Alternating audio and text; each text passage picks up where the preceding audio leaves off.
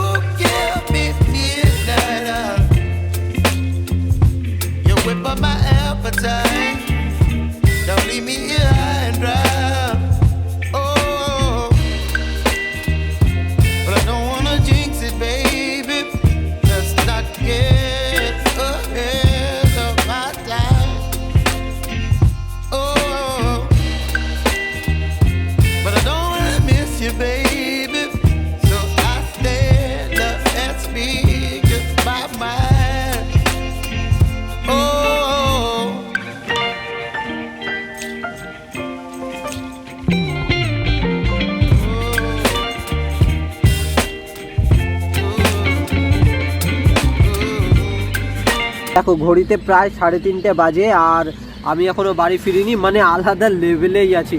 ওদিকে মা আমার জন্য ঝাঁটা নিয়ে ওয়েট করবে। চলো তাড়াতাড়ি বাড়ি যাই। এখন প্রায় 3:30 মতো বাজে আর হালকা হালকা শীত পড়েছে, মানে এই শীতের রাত আর এরকম নিউ টাউনের ফাঁকা রাস্তা, উফ স্বর্গ স্বর্গ। এই পাশে এই আইবিস হোটেল, এটা হচ্ছে গ্যালেরিয়া বিল্ডিং, এখানে আমি কাজ করি। আর এই ফাঁকা রাস্তা, উফ দারুণ ফিলিংস, দারুণ। এটা হচ্ছে বাগুইহাটি থেকে হলদিরাম যাওয়ার রাস্তা, মানে এখন বাগুইহাটি ক্রস করলাম, বাগুইহাটি থেকে এখন হলদিরামের দিকে যাচ্ছি। আর এতক্ষণ সাইকেল চালাচ্ছিলাম, মানে বাইরে কি ঠান্ডা, বাপরে বাপ, মানে হাতের এই আঙুলগুলো জমে গেছে মনে হচ্ছে। দেখো এখন হলদিরামের কাছে আছি, ওই যে সামনে ব্রিজটা দেখতে পাচ্ছ, ওইটা হচ্ছে হলদিরামের ওই মোড়টা। ওখান দিয়ে বাঁদিকে ঢুকে গেলে মানে ওখান দিয়ে আমাকে বাঁদিকে ঢুকে যেতে হবে।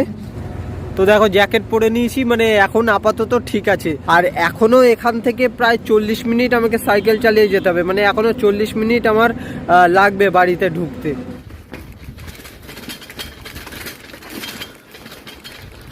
রাস্তার হাল দেখো, মানে এই রাস্তাটা সেই আমি যবে থেকে কাজে জয়েন করেছিলাম তবে থেকেই এরকম দেখে আসছি, মানে এখনো পর্যন্ত ঠিক করে না, কিছু করে না। কি অবস্থা, এখন তো তাও ঠিক আছে শুকনো, মানে বর্ষাকালে তো জল জমে থাকে আর কাদা, মানে এই রাস্তা দিয়ে যাওয়া যায় না, সাইকেল লিক হয়ে যাওয়ার ভয় আছে এই রাস্তায়। মানে সব গুড়ি গুড়ি পাথর ভর্তি, একদম বাজে হয়ে গেছে রাস্তাটা।